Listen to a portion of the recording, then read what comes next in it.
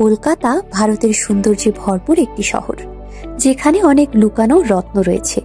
একবার শহরটি অন্বেষণ শুরু করলে আপনি অনেক চমৎকার স্থান দেখতে পাবেন। পবিত্র রোজারির ব্যাসিলিকা ব্যান্ডেল চার্চ শহরের প্রাচীনতম এবং সবচেয়ে সুন্দর চার্চগুলির একটি। এখানে একটি শান্ত ও মনোরম পরিবেশ রয়েছে, যা চোখে স্বস্তি দেয়। এই গির্জা পরিদর্শন করলে আপনার মন শান্ত হবে এবং উদ্বেগ কমবে। এটি অবশ্যই দেখার মতো একটি স্থান। হ্যালো এভরিওয়ান, স্বাগত জানাচ্ছি ইন্ডিয়ানো ট্রাভেল থেকে।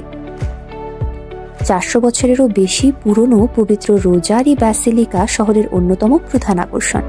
এটি একটি সুন্দর এবং বড় চার্চ, যা সারা বিশ্বের খ্রিস্টানদের জন্য একটি ধর্মীয় স্থান। চার্চের চারপাশে হাঁটার জন্য অনেক জায়গা রয়েছে এবং যিশু ও তার পরিবারের বিভিন্ন মূর্তি রয়েছে। তবে খ্রিস্টান না হলে যিশুর মূর্তি দেখার পারমিশন দেয়া হয় না। আপনি চাইলে চার্চের বারান্দা থেকে পুরো দৃশ্য উপভোগ করতে পারবেন।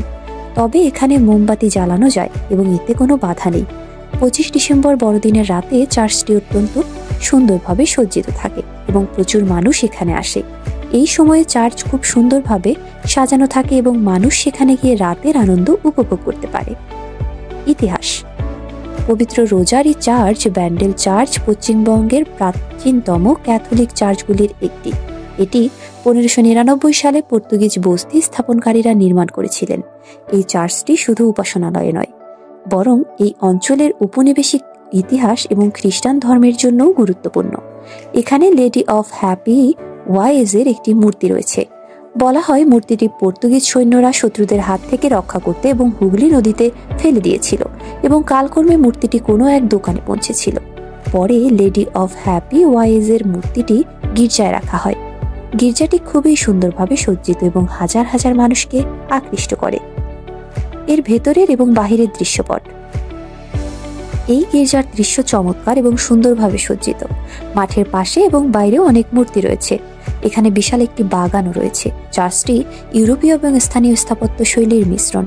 অনেক অনুষ্ঠানে এটি সুন্দরভাবে সজ্জিত থাকে এবং খ্রিস্টান ছাড়াও অন্যান্য ধর্মের লোকেরা এখানে আসে। রবিবার এবং শীতকালে এখানে বেশি ভিড় থাকে। এটি পশ্চিমবঙ্গের একটি গুরুত্বপূর্ণ এবং ঐতিহাসিক স্থান। সবকিছুই রুচিশীলভাবে নির্মিত এবং সুসজ্জিত, এবং দর্শনার্থীদের সাথে চার্চের লোকেদের ব্যবহার খুবই ভালো। এটি খোলার সময়: সকাল 8টা থেকে বিকেল 5টা পর্যন্ত এটি খোলা থাকে। আপনি সেখানে যেভাবে পৌঁছাতে পারবেন। নেতাজি সুভাষচন্দ্র বসু বিমানবন্দর এই স্থানটির নিকটতম বিমানবন্দর, তাই আকাশপথে খুব সহজে এখানে পৌঁছাতে পারবেন। এছাড়া কলকাতা রেলওয়ে স্টেশন কাছেই। স্টেশন পৌঁছানোর পর অটোরিকশা বা ক্যাব নিয়ে আপনার গন্তব্যে পৌঁছাতে পারবেন।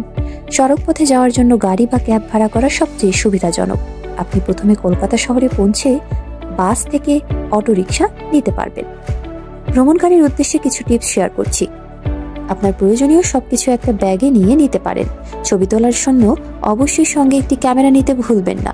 যে কোনো সমস্যা হলে কর্তৃপক্ষের সঙ্গে যোগাযোগ করুন, তাই প্রয়োজনীয় নাম্বারগুলো সঙ্গেই রাখুন। তাহলে আজ এই পর্যন্তই। পুরো ভিডিও জুড়ে ইন্ডিয়ানো ট্রাভেলের সঙ্গে থাকার জন্য আপনাকে অসংখ্য ধন্যবাদ।